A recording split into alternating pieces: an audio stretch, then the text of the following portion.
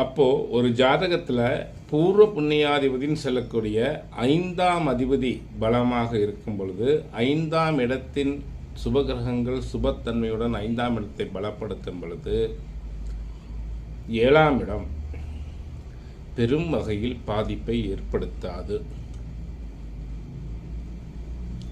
7ஆம் இடம் பெரும் வகையில் பாதிப்பை கொடுக்காது.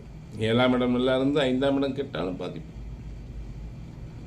அப்போது பூர்வ புண்ணியம், அதனால தான் அவனுக்கு வாழ்க்கை துணை அவன் செஞ்ச புண்ணிய பாவம்ப்பா அப்படிம்போம். நம்முடைய முன்ஜென்மத்தினுடைய வினைப்பகுதி நல்லா இருக்கணும். அது சரியில்லைன்னா அங்கே பிரச்சனையை கொடுத்துரும் அப்படிங்கிறத புரிஞ்சுக்கணும். புரியுதுங்களா?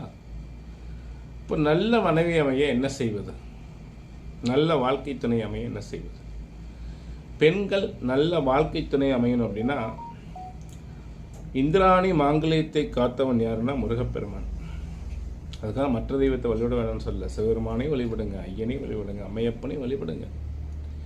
பெண்கள் செவ்வாய்க்கிழமை விரதத்தை பிடிச்சு முருகப்பெருமான மனமுருகி சின்ன வயசுலேருந்து வழிபட்டுக்கிட்டு வாங்க.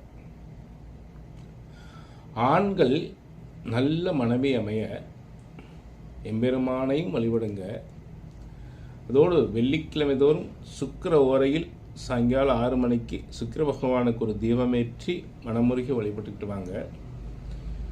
அன்னை மகாலட்சுமி தேவியை தொடர்ந்து வெள்ளிக்கிழமை தோறும் விரதம் இருந்து தாயாருக்கு குங்குமத்தால் அர்ச்சனை செய்து தாயாருக்கு பிடித்த சர்க்கரை பொங்கல் நைவேத்தியம் செய்து செந்தாமரையால் அலங்கரித்து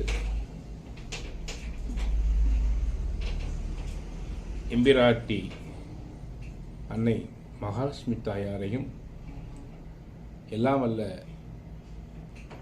உமையம்மையையும் வழிபட்டு வாருங்கள்.